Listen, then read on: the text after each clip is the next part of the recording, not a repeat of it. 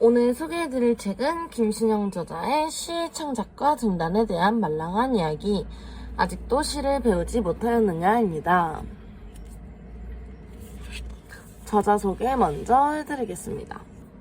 김신영 시인 문학박사, 충북 충주에서 출생하여 서울 사당초등학교, 상릉여자중학교, 해성여자상업고등학교를 거쳐 중앙대에서 석박사 과정을 마쳤으며 홍익대 등 대학에 출강하고 있다.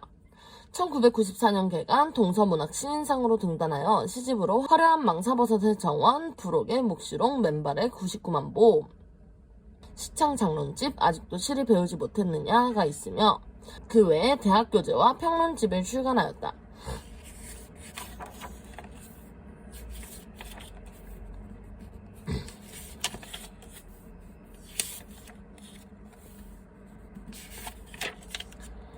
목차 읽어드리도록 하겠습니다. 1부 시의 왕기초, 2부 시의 왕기초 2, 3부 아리스토텔레스의 시학, 4부 등단시의 출력, 5부 비유와 상징, 6부 시의 미적 정서, 7부 가슴에 넣고 다녀야 할 10가지 레시피, 8부 사물시 연습, 9부 한 줄 쓰기 전에 해야 할 일, 10부 한 줄 쓴 후에 해야 할 일, 11부 시말을 얻다, 12부 피가 되고 살이 오르는 자파기론, 13부 시적 대상과 발견의 미학, 14부 비평을 통해서 본 시, 15부 비평을 통해서 본 시 2, 16부 등단 활동에 대하여 이렇게 진행이 되는데요. 1부 시의 왕기초 읽어보도록 하겠습니다. 시사무사, 지금부터 약 2500년 전에 공자가 한 말로 시사무사라는 말이 있다. 시는 사악함이 없다는 말로 순수하다는 것을 의미한다. 순수란 정제된 것이다.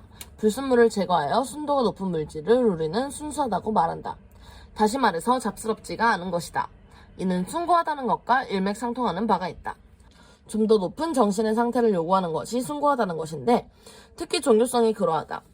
지금의 형 상태에 머물지 않고 정진하며 나아가는 것, 현재에 만족하지 않고 더 나은 상태를 지향하는 것, 자신의 나약하거나 불순한 처지에서 고양된 정신세계로 나가는 것 등이 숭고한 의미라 할 수 있다.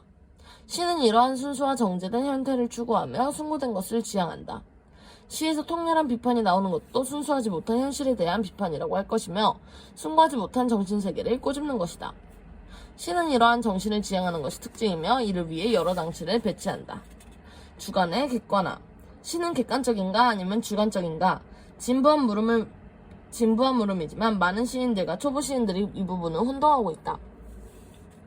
가장 기초이지만 몰라서 잘 못 표현하는 것들이 많은 것이다.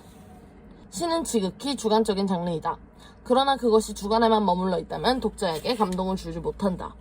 따라서 자신만의 주관적 감정이지만 이를 객관화해야 한다. 다른 사람들도 동일한 감정을 느낄 수 있도록 표현하여야 한다. 이를 주관의 객관화라고 한다. 즉 자신의 감정을 다른 사람들도 공감할 수 있는 형태로 이끌어 표현해야 한다는 것이다.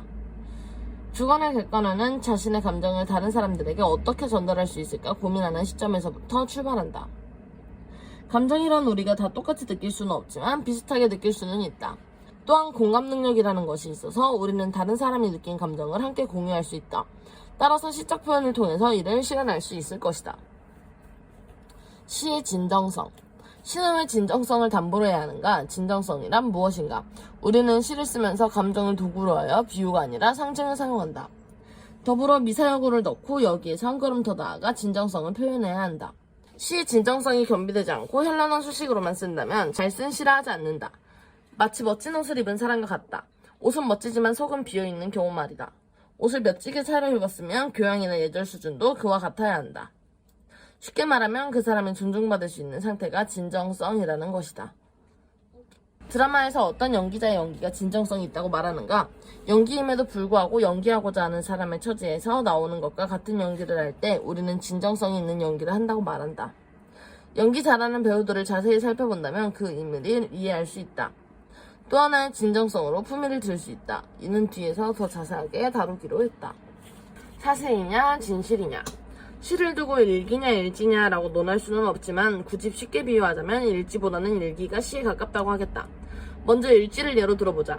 일지는 시간과 장소마다 어떤 일이 있었는지 지극히 사실적인 것만을 기록한다. 여기서 사실과 진실이라는 것은 의미 또한 구별해야 한다. 사실이란 자신이 본 상태나 일일이 일어난 상황을 그대로 기록하는 것이다. 여기에 자신의 감정이나 느낌점이나 그 외에 어떤 주관적이나 객관적인 판단을 써서는 안 된다. 일지는 철저히 배경이 배제된 것이며 나열적이다. 또한 일지의 나열은 그들 사이에 연관성이 없다는 점이다. 인과가 없는 나열, 그것이 일지다. 일기는 사실, 나열과 더불어 자신의 느낀 점을 쓴다. 여기에서 느낀 점은 깨달은 점까지를 포함하고 있으며 때로는 반성과 성찰이라는 지점으로까지 나아간다.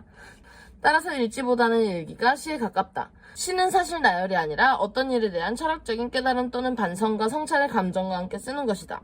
그렇다고 하여 일기가 시라는 뜻은 아니다.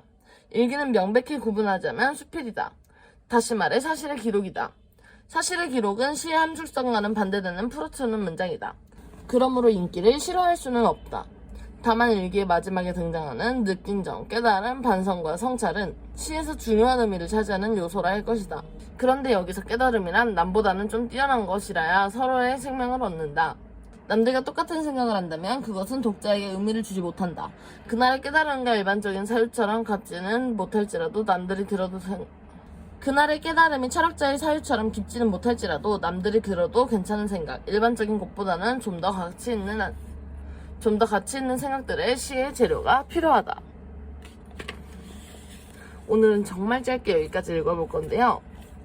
김신영 저자의 아직도 시를 배우지 못하였느냐 읽어보는 거 어떠신가요? 그럼 전국에 계신 모든 시인들께 이 책을 추천드립니다. 여기는 추천 영상. 재밌게 보셨다면 구독과 좋아요, 알림 설정까지. 안녕.